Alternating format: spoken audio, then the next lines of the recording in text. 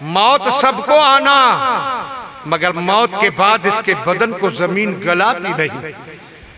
और इसकी शान ये है कि जब मैदान महशर में पहुंचेगा तो फरिश्तों को हुक्म होगा इसके लिए जन्नत के ताज लाओ, और जब लाए जाएंगे हुक्म होगा नहीं, इनसे पहले और जन्नती ताज लाकर इनके माँ बाप को पहनाओ कि माँ बाप ने इन्हें कुरान के रास्ते पर चलाया था, हाफिज कुरान बनाया था, तो पहले माँ बाप को जन्नती ताज, बाद में इनको, और ताज भी ऐसे कि जिनकी चमक के सामने सूरज और चांद की रोशनी भी शर्माई नजर आए।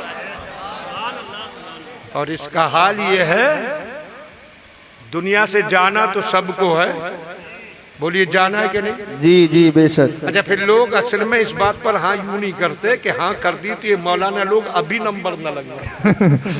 नंबर तो जिसका लगना है शब बारात को लग चुका। जी हजरत बेशक सही। पूरे साल का नंबर तो शब बारात को ही लग जाता है। तो जिस किसी का अब लगा, किसी का आगे, किसी का और आगे, मगर लगेगा सबका। तो जब भी वक्त आएगा दुनिया से जाना है कि नहीं। वैसे हमारी दुआ है कि अल्लाह इस महफिल के सदक़े और साहिब महफिल मदीने वाले दाता की रहमत के सदक़े हमें और आपको सबको ईमान, अमल स्वाले, इज्जत व आबरू, सेहत व सलामती के साथ ज्यादा से ज्यादा जिंदगी अता फरमाए। आमीन। मगर कितनी ही जिंदगी मिले, एक दिन जाना है। बोलो जाना है कि नहीं? जी जी जी। अच्छा, एक बात बोल दो आखिर में, एक आध बात और।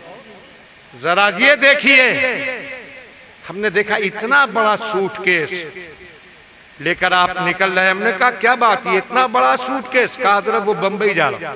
हमने कहा इतना बड़ा सूटकेस क्यों, इतना वजन लेके जा रहा? कहा हजरत 15 दिन वहां रहना होगा, 15 दिन का सामान तो लेकर जाना ही है। तो मैंने कहा 15 दिन के लिए जहां जाना है वहां हफ्ते भर से सामान इकट्ठा करता है, सामान लेकर जाता है, और जहां हमेशा के लिए जाना है वहां के लिए क्या सामान। वाह वाह वाह। ये भी तो सोचो क्या लेकर जाओगे। मौलाना साहब आलीशान कोठी बनाई है मगर नहीं जाएगी कब्र में। जी जी। मैंने सैकड़ों बीघा जमीन खरीद डाली, रह जाएगी यही। बैंक के बैलेंस यही छूट जाएगा। क्या जाएगा?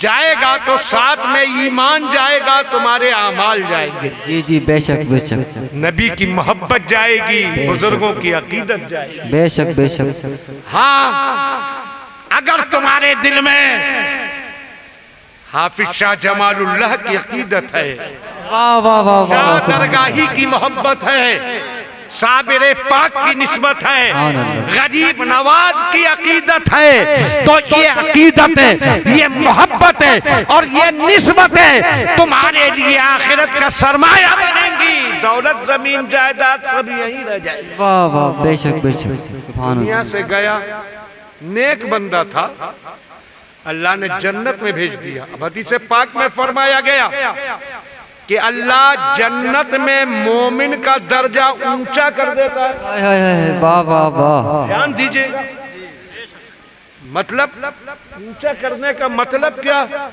जन्नत के दर्जे अलग अलग हैं। जन्नत एक है मगर आम मोमिनीन का दर्जा, फिर उनसे ऊपर मुत्तकियों का दर्जा, उनसे ऊपर वलियों का दर्जा, फिर वलियों के जैसे मर्तबे हैं उनके हिसाब से दर्जे, फिर ताबईन का दर्जा, सहाबा के दर्जा, फिर नबियों का दर्जा, रसूलों का दर्जा, और सारे दर्जों में ऊंचा मदीने वाले का दर्जा। वाह वाह वाह वाह, सुभान अल्लाह। वो आला, तो जन्नत में उनका दर्जा भी सबसे आला। अब मोमिन जिस दर्जे में भेजा गया था, अचानक अल्लाह ने उससे ऊपर वाले दर्जे में पहुंचा दिया। तो मोमिन कहता है फयकूलो या रब्बे अन्ना ली हाज़िही, कहता है मेरे रब ये मुझे कहां से मिल गया।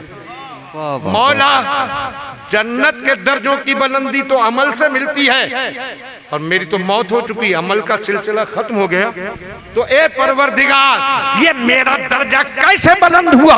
फयकूलो बिस्तिग़फ़ारे वलदिका लक, तो रब फरमाता है सुन, तूने जो अपना बेटा छोड़ा था उस बेटे ने तेरे लिए मग़फ़िरत की दुआ की, उस दुआ की से जन्नत में तेरा दर्जा ऊंचा। वाह वाह वाह वाह सुभान अल्लाह बेशक बेशक सुभान अल्लाह सुभान अल्लाह सुभान अल्लाह। बहुत खूब। बच्चे वो हैं जो बाप माँ के लिए दुआ करते हैं तो जन्नत में उनका ऊंचा दर्जा हो जाए, जन्नती ना हो तो जन्नत मिल जाए। और इनके जरिए माँ बाप को ही नहीं, इनकी तालीम में जितने भी शामिल, आप कहेंगे तालीम में तो मौलाना आरिफ बरकाती और दूसरे असातिज़ा जिनके मैं नाम नहीं जानता यही थे शामिल। मैंने कहा नहीं, सिर्फ ये नहीं, अजीतपुर के वो सारे मुसलमान जो मदरसे में की मदद करते हैं वो सब इनकी तालीम में शामिल। बेशक बेशक आसपास के मुसलमान जो इनके तालीम में मदद करते हैं, मदरसे को लगाते हैं पैसा, मदरसे का ताउन करते हैं, वो सब इनकी तालीम में शामिल। जो इनको खाना खिलाएं वो भी शामिल, जो इनको पानी पिलाएं वो भी शामिल, जो मदरसे को चंदा दें वो भी शामिल, जो मुदर्रिसों की तनख्वाह दें वो भी शामिल, जो मदरसे के लिए दूसरों को मुतवज्जे करें वो भी शामिल। और जब इस कुरान का सदका बांटने का वक्त आएगा तो सिर्फ हाफिजों को ही नहीं, ये जितने शामिल थे सब उसके सदके से माला माल हो जाएंगे। वाह वाह नारे वाह तकबीर, अल्लाह नारे अकबर रिसालत, या रसूल जश्न ईद अल्लाह मिलादुन नबी जिंदाबाद, जश्न दस्तारबंदी जिंदाबाद, मसलक आला हजरत जिंदाबाद, उलमा अहले सुन्नत जिंदाबाद, हजरत अल्लामा मौलाना मुख्तार अहमद साहब किबला जिंदाबाद, नारे तकबीर, अल्लाह नारे अकबर रिसालत। या रसूल अल्लाह। जो इनकी तालीम में शामिल कुरान की बरकत से इंशाअल्लाह दुनिया में इज्जत पाएंगे, मौत के बाद जन्नत पाएंगे। और ये तो है कुरान के पासबान। अल्लाह ने कुरान की हिफाजत का ज़ाहिरी इंतजाम किया कि मोमिनों के सीनों को कुरान का खजीना बना दिया। दुनिया कोई ही कोशिश करे कुछ नहीं कर सकती कुरान का। कुरान जिसने नाजिल किया उसी का ऐलान है, इन्ना नहनु नज़्ज़लना ज़िक्रा व इन्ना लहू लहाफ़िज़ून। बेशक हमने कुरान नाजिल किया और हम ही हिफाजत फरमाने वाले हैं। अल्लाह जिसकी हिफाजत फरमाए उसे कौन नुकसान पहुंचा।